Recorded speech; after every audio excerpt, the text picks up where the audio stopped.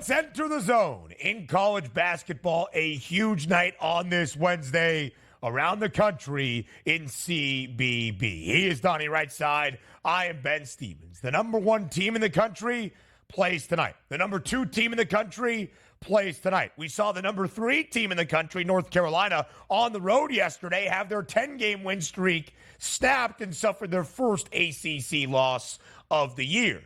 Connecticut is that number one team in all the land. They lost their first Big East game of this season, suffering a defeat to Seton Hall. Since that point, Donnie, UConn has not lost. They've won 8 straight games. They have covered in 5 of the 8. And tonight at home in stores, they're a 13.5-point favorite against Providence. Will the win streak continue to 9 for Dan Hurley's Huskies?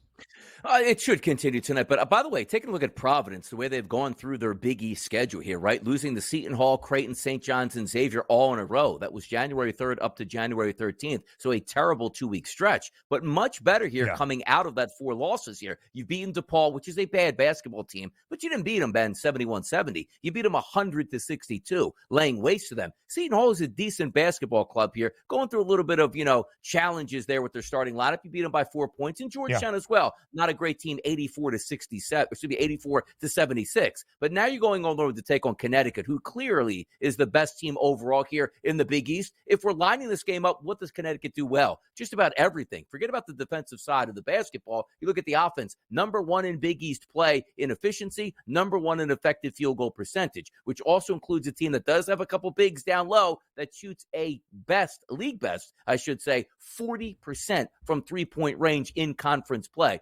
Connecticut's going to win this basketball game, but you know what? I'd probably lean on Providence taking the points here. You don't need style points for UConn. You're number 1 in the country. You win and you advance. And I do like the fact that you did have those 4 straight losses from Providence. Now you have 3 straight wins. Coming in with a little bit of, you know what? Let's see if we can take on the UConn Huskies in this game.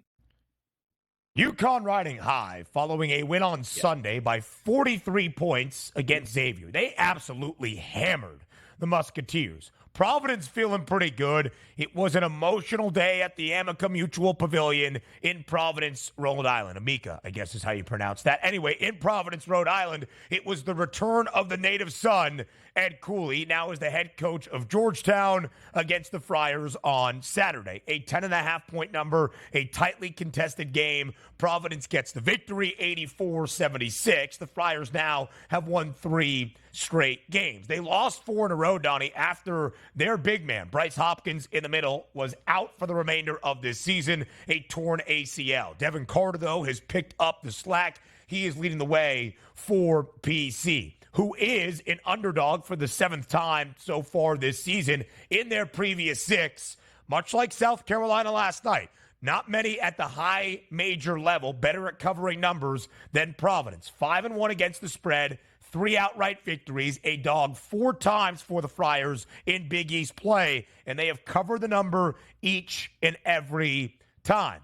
Northwestern at home, they're really good. Northwestern on the road against a ranked opponent, you can see the change in philosophy. A 13.5-point spread as well for the number 2 team in the country in a Big Ten battle tonight inside Mackey Arena in West Lafayette. Purdue, a 13.5-point favorite against the Wildcats. The over-under, 140.5. The Boilers have revenge on their minds, Donnie, in their Big Ten opener. The opening Friday of December, they went to Evanston as the number 1 team in the country and lost outright against the Cats. But you can see what happens then when they return to Mackey, a 13.5-point number in their favor.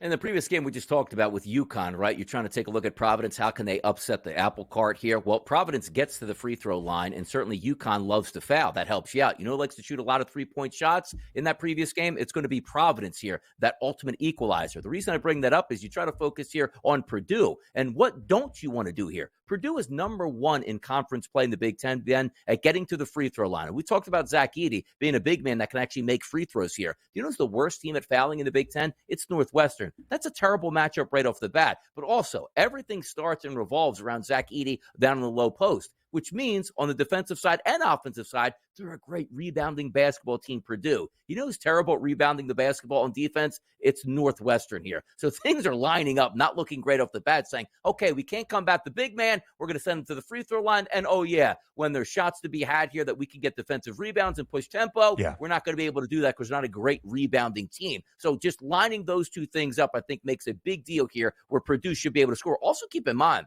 3-point shot here. The shot attempts, the field goal attempts here, just based on 2s and 3s. Purdue loves to shoot the 3. So a lot of things lining up where number 12 in conference play, defending the 3-point line, it's Northwestern. It really checks out that Purdue going to be angry. And don't get me wrong, they're going to have the attention of Northwestern with that upset. They're going to look for a beatdown. Still a lot of points here, but a lot of things favor Purdue in this game for me, Ben.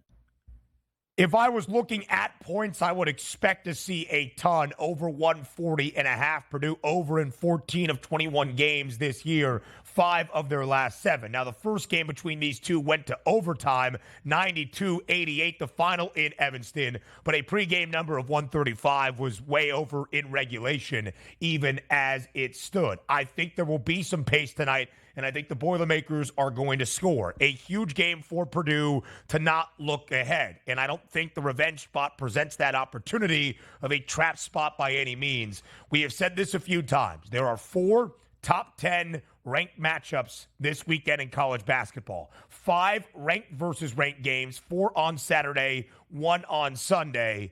It's in Madison, inside the Kohl Center, a game that could already dictate the outcome of the Big Ten. Purdue on the road, the number 2 team in the country against the 6th-ranked Wisconsin Badgers. You can't look forward, take care of business tonight. But Donnie RightSide and I, brunch at the book on Sunday in Las Vegas. We'll be fired up for that one. To Lexington we go, another top 10 team in action tonight. Kentucky, a 5.5-point favorite against Florida.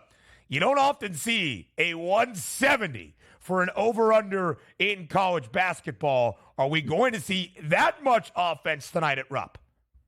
Yeah, it's hard to say yes because a lot of things have to go right. But when you take a look at the matchup, a lot of things probably should go right here. Number one, we're talking about Kentucky's defensive pressure. There's 14 teams in the SEC. Turning it over, they're 12th. Flip it over to Florida. 14 teams in the SEC. Turning it over, they're 14th Florida, which means the offenses should have really good looks left and right out there, not turning the basketball over every other possession at this point. If you also take a look at Kentucky on offense, average length of possession in conference play. Again, 14 teams in the SEC, they're number 2 at getting their shots up. But take a look at the Florida defense. Number 2 at letting you get those shots up quickly here and not extending here on defense. A little bit different matchups on Florida offense against Kentucky's defense, but just going down that list here, if we're not turning the basketball over against 2 teams that are pretty good on offense, number 2 in efficiency in conference play, it's Florida. Number 4 in efficiency on offense, it's Kentucky here. I don't love the matchup per se, but I do like the fact that Kentucky bounced back after getting hammered by South Carolina, where maybe at the time we were saying to ourselves,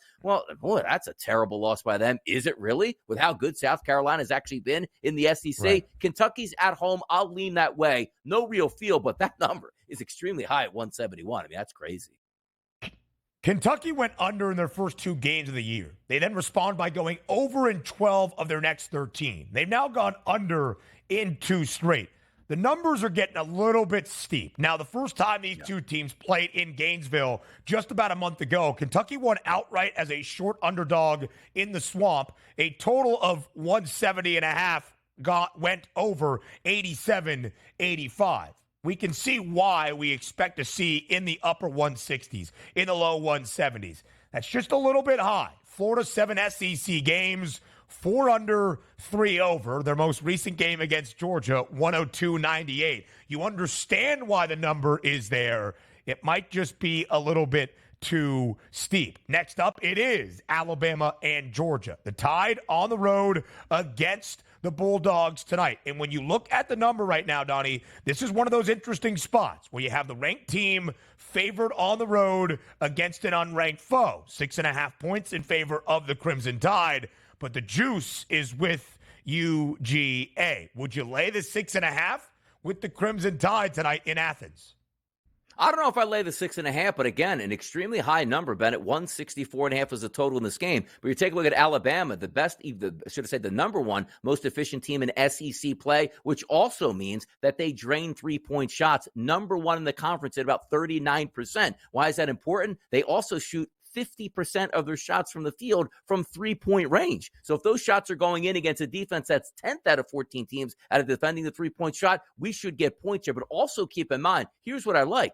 Turnover percentage, which is crazy. How do you have the most efficient team in SEC play here also lead the league in turnovers, which is crazy? 21% of the possessions that Alabama is don't even wind up in a shot. It's a turnover, which means you could get some buckets going the other way in transition, as Georgia is third in conference play at forcing turnovers. Now, also, what Georgia has going for them, not a great offense, Ben, but it gets to the line more than any other ball club in the SEC. It's Georgia here. So I think we have a legitimate chance to get a great pace here, knock down some 3-point shots, get some transition game here for Georgia going, and maybe find yourself with 165 points.